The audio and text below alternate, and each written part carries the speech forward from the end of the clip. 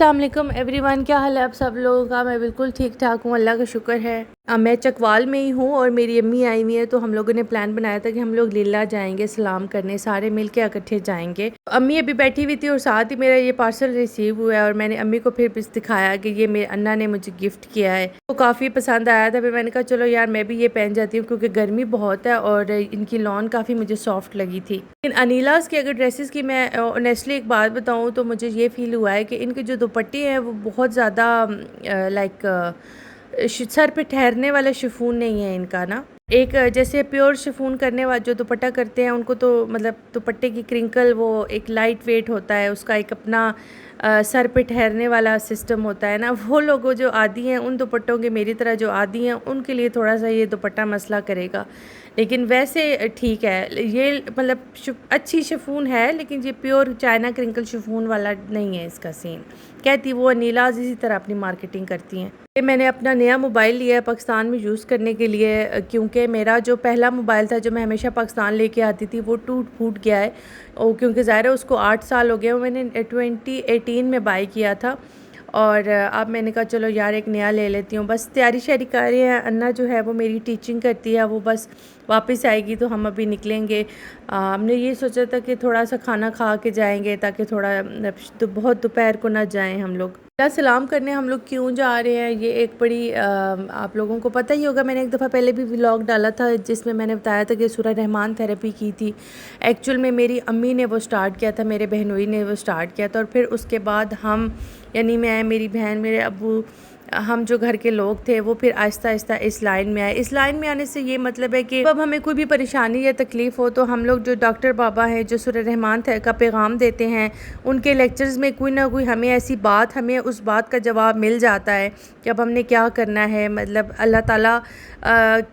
ताला का कुर्ब कैसे हासिल करना है, उससे कैसे प्यार करना है, उसकी मखलूक से कैसे प्यार करना है। मतलब हम लोगों का जो पूरा थॉट प्रोसेस है वो चेंज हुआ है इनकी वजह से। जो डॉक्टर बाबा है डॉक्टर जावेद, एक्चुअल में वो भी उन्हीं की बात बताते हैं जिनकी अभी दरबार पे हम लोग जा रहे हैं, लीला शरीफ। उनको वैसे उनका लक़ब तो यही है, काकी बाबा उनको कहते हैं, लेकिन उनका जो अपना ज़ाती नाम है वो सैयद सफ्तर शाह बुखारी है। पहले वो ख़ुद सूरह रहमान का पैगाम देते थे, फिर उनके बाद जो है वो डॉक्टर बाबा जो डॉक्टर जावेद हैं वो देते हैं। अब उनके बाद ज़ाहिर है उनको जो सुनता है वो यही कहते हैं कि आप इस पैगाम को जितना हो सके आगे फैलाएं। बहुत सारे लोग हील हुए हैं, मस्त मस्त हीलर्स, इनके यूट्यूब चैनल का भी नाम है, वहाँ जाएँ विज़िट करें और देखें कि कितने ज़्यादा हुए हैं। बहुत से लोग क्रिटिसिज्म भी करते हैं कि ये कैसे बाबा जी हैं, इनके कदमों में तो ऐसी ख़वातीन बैठी होती है जिनके सर पे दुपट्टे नहीं होते, ये नहीं होता तो वो नहीं होता। मतलब मेरा इस बात का एक ही ओपिनियन है कि देखो जो मौलवी होते हैं, ठीक है, जो उलमा कराम होते हैं, ठीक है, वो उनके पास अगर कोई ऐसी लड़की जाए जो बहुत मॉडर्न है, ठीक है, वो तो उसको यही कहेंगे ना कि आप क्यों आई हैं, आप सर पे दुपट्टा करें। यानी कि अल्लाह रसूल का पैगाम देने के बजाय वो आगे कब्र के सांप और बिच्छू से डराना शुरू हो जाएंगे। मतलब वो जो अगला पहले का फ्रस्ट्रेटेड बंदा है जो शायद इस हद तक भी पहुंचने वाला होता है कि वो एथियस्ट हो जाए, वो फिर उसने अल्लाह के करीब तो नहीं जाना ना। अल्लाह के किसी चीज़ से प्यार दिलाना होना किसी चीज़ को तो हमेशा उसकी रहमानियत दिखाते हैं, उसकी काइंडनेस दिखाते हैं, उसका गुस्सा और जलाल नहीं दिखाते हैं। यही वजह है कि हम लोग इतने दूर हैं अपने दीन से, क्योंकि हमें उलमा कराम डराते बहुत हैं, हमें प्यार करना नहीं सिखाते अल्लाह से। वो अल्लाह ताला की वो साइड नहीं बताते कि वो कितना मेहरबान है, हमारे गुनाहों के बावजूद हमसे कितनी शदीद मोहब्बत करता है। और वो यही कहता है कि जितनी शदीद मैं तुमसे मोहब्बत करता हूँ उसी तरह तुम लोग भी मेरे से मोहब्बत करो। मेरी खातिर लोगों की अल्लाह मेरी जो मखलूक है, नादान मखलूक है, उसको माफ़ करो। और पहले ये भी मैंने अपने पिछले व्लॉग में बोला था, तो किसी ने मुझे कहा था कि आप क्यों कहती हैं कि लोगों को माफ़ करें, लोगों को माफ़ नहीं करना चाहिए और इस तरह की डिफरेंट बातें। तो उसका भी यही जवाब है कि ये जो लोगों को माफ़ी देना है ये एक्चुअल में हमारा ही फ़ायदा है। हमारा फ़ायदा ऐसे है कि जब हम किसी इंसान को माफ़ कर देते हैं, यानी उसका ये मतलब है कि हमने उसके बारे में सोचना छोड़ दिया है, ठीक है, वो जाने अल्लाह जाने। अब अगर वो हमें माफ़ नहीं कर रहा तो वो उसका और उसके अल्लाह का मामला है, लेकिन हम उसको माफ़ कर दें, क्योंकि कुछ लोगों की ज़िंदगी में हम टॉक्सिक होते हैं और कुछ हमारे लिए टॉक्सिक होते हैं। ये तो होता है, ये नॉर्मल सी बात है। तो हम यही अब कर सकते हैं कि हम किसी के लिए बुरा ना सोचें, और हर कोई आपको पसंद नहीं आ सकता है। तो मेरा ये भी एक क्वेश्चन बीच में आया था कि مطلب ڈاکٹر بابا تو کہتے ہیں کہ سب سے پیار کرو، لیکن کچھ لوگ ایسے ہوتے ہیں کہ آپ چاہ کے بھی ان سے پیار نہیں کر سکتے ہوتے، تو ان لوگوں کا کیا کیا جائے؟ تو پھر ایک جرمنی میں ہی ان کی کاکی رہتی ہیں، ان سے میری بات ہوئی، سعدیہ کاکی ان کا نام ہے، تو انہوں نے مجھے کہا کہ ان سے میں نے جب یہ کوشچن کیا تو انہوں نے کہا کہ آپ ان سے پیار نہ کریں، آپ ان کے لیے دعا کر دیں، آپ ان کے لیے ہدایت کی دعا کر دیں، اور آپ ان سے نفرت نہ کریں، کیونکہ یہ بہت زیادہ پاسبل ہوتا ہے کہ آپ پیار نہ کریں، لیکن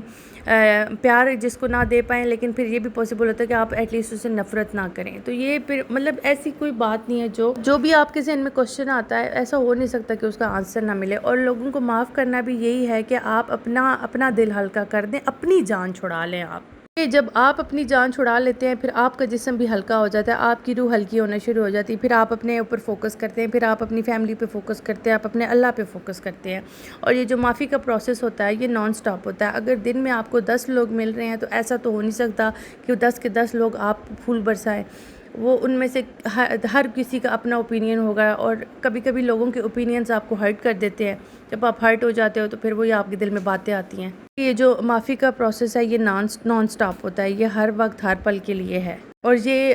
ایک یہ نہیں، ڈپریشن، انزائٹی، یہ چیزیں تو میری سالو ہوئی ہیں، اور بہت سے مسئلے میرے سالو ہوتے ہیں، اور میں تو اب جو بھی میں کسی کا مسئلہ سنتی ہوں میرے ذہن میں یہ آتا ہے کہ یہ بندہ سورہ رحمان کی تھیراپی کیوں نہیں کرتا۔ آپ لوگ یہاں پہ پاز کر کے دیکھ لیجئے کہ اس کا سننے کا کیا طریقہ ہے، میں بھی بتا دیتی ہوں کہ 7 ڈیز آپ نے سننی ہوتی ہے، اس سے زیادہ نہیں سننی ہوتی، دن میں 3 دفعہ سننی ہوتی ہے۔ اگر تو آپ بیچ میں بھول جاتے ہیں تو کوئی مسئلہ نہیں ہے، آپ دوبارہ بے شک نہ شروع کریں، آپ وہی 7 ڈیز کنٹینیو کریں۔ اگر آپ سنتے سنتے سو جاتے ہیں تو اٹ مینس وہ اس ٹائم کی ہو گئی ہے، آپ نے دوبارہ نہیں سننی ہے۔ اس میں کوئی مسئلہ آ جاتا ہے، آپ کو سننا چھوڑنی پڑ جاتی ہے تو بھی آپ نے دوبارہ نہیں سننی، وہ مطلب اس ٹائم کی ہو گئی ہے۔ اور صبح دوپہر شام کر لیں، لیکن اکثر انسان بیزی ہوتا ہے، بھول جاتا ہے، تو آپ بے شک 10-10 منٹ کا گیپ دے دیں، بس 3 دفعہ پورا کرنا ہے، ٹائم جو مرضی ہو جائے۔ رحمان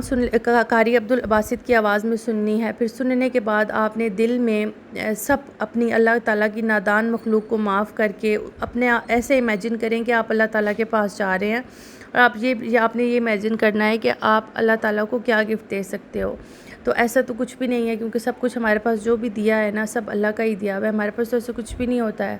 تو وہ آپ یہ دے سکتے ہو کہ آپ لوگوں کو معافی دے دو، کیونکہ آپ جب لوگوں کو معاف کرتے ہو تو یہ وہ چیز ہے جو صرف ہم اللہ تعالیٰ کو دے سکتے ہیں۔ بے شک توفیق اسی کی دی ہوئی ہوتی ہے، بس اپنا دل صاف کر کے، ٹھیک ہے، آپ نے آنکھیں بند کر کے دل میں 3 دفعہ بہت پیار سے اللہ اللہ اللہ کرنا ہے، اتنے پیار سے اپنے جتنی آپ سے کوشش ہو سکے۔ اور اس سب پروسیس میں جو میرا پورا ایکسپیرینس ہے نا وہ یہی ہے کہ اللہ تعالیٰ کو ہماری کوشش سے پیار ہوتا ہے، کیونکہ ہم انسان ہیں، ہم نے غلطی کرنی ہی کرنی ہے، اور یہ جو پروسیس ہوتا ہے سیلف ریفلیکشن کا، سیلف گروتھ کا،